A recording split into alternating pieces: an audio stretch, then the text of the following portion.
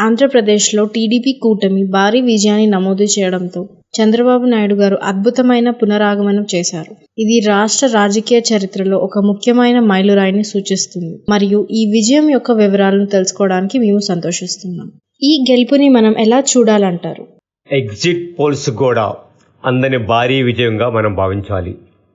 బహుశా చంద్రబాబు గారు కానీ పవన్ కళ్యాణ్ గారు కూడా ఇటువంటి భారీ విజయాన్ని ఊహించి ఉండరు. తప్పకుండా తమ ప్రభుత్వం వస్తుంది అని ఎక్స్పెక్ట్ చేసి ఉంటారే కానీ ఇంతటి భారీ విజయాన్ని ఎక్స్పెక్ట్ చేసి ఉండరు. ఇది ఒక విధంగా టీడీపీ శ్రేణులు, జనసేన అభిమానులు కలిసి పోరాడి గెలుచుకున్న విజయంగా భావించాలి.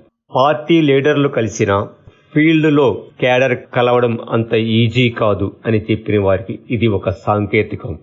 ఉమ్మడిగా కలిసి పోరాడితే గెలుపును అతి సునాయాసంగా పొందవచ్చు అనడానికి ఒక చక్కటి ఉదాహరణ.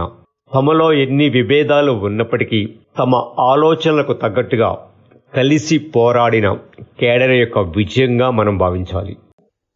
చంద్రబాబు గారి ప్రభుత్వం ఏర్పడగానే మొదటిగా ఏ విషయాలపై తమ దృష్టిని సాధించే అవకాశం ఉంది? అమరావతి మళ్ళీ పురుడు పోసుకోనుంది. చంద్రబాబు గారు కన్న కలల ఐకాన్ సిటీగా అమరావతిని తీర్చిదిద్దడానికి తన సాయశక్తులా ప్రయత్నిస్తారు.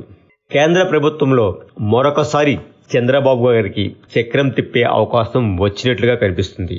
బీజేపీ పార్టీకి ప్రస్తుతం మనకు అందుతున్న రిజల్ట్ ప్రకారం సంపూర్ణ మెజార్టీ వచ్చే అవకాశాలు కనిపించడం లేదు. ఇతర పార్టీలపై ఆధారపడి మాత్రమే పరిపాలన సాగించవలసిన అవసరం బీజేపీకి ఏర్పడుతుంది. అది ఒక విధంగా బాబు గారికి చక్కటి అవకాశం. ప్రస్తుత పరిస్థితుల్లో వైసీపీ పరిస్థితి ఎలా ఉండబోతుంది? వైసీపీ పార్టీకి మరొక గండం పొంచి ఉంది. రాజ్యసభలో వైసీపీ సభ్యులను తమ వైపుకు తిప్పుకునే కార్యక్రమాన్ని వీలైనంత తొందరలో బాబు గారు తన ప్రయత్నాలు మొదలు పెడతారు.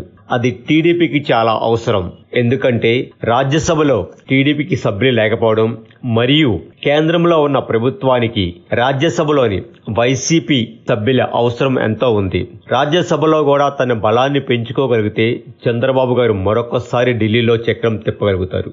చంద్రబాబు గారు కేంద్ర ప్రభుత్వంలో చేరి మంత్రులు తీసుకునే అవకాశం ఉందా?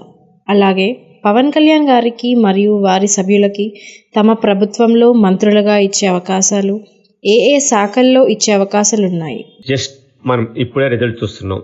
సెంట్రల్లో బలాబలాలు ఇంకా పూర్తిగా తేలలేదు కాబట్టి వాటి మీద మనం అనాలిసిస్ చేయడానికి సరి అయిన సమయం కాదనిపిస్తుంది. నెక్స్ట్ వీడియోలో అన్ని విషయాలు కూలంకషంగా చర్చించుకుందాం.